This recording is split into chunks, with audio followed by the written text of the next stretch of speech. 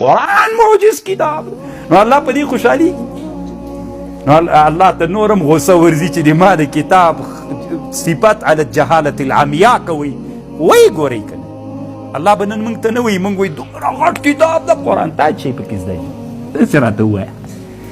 دومره معجز کتاب د دروغ ولې وایې تا کوم تفسیر کتلی ما ترې راوښیه کتاب مې د دې دپاره درلېږلی چې تبرک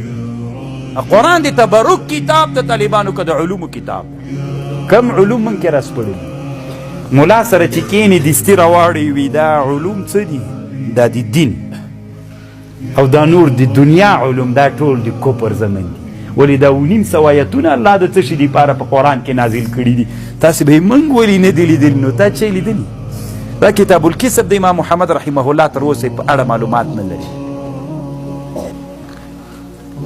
داسې ملا راوښیه چې وایي ما ټول روح الماني کتلی ده ما ټول طنطاوي کتلی ما ټول ابن کثیر کتلی او بیا مې ورسره لیکلي دي چې دا خبرې دي پکې دا خبرې دي راویښه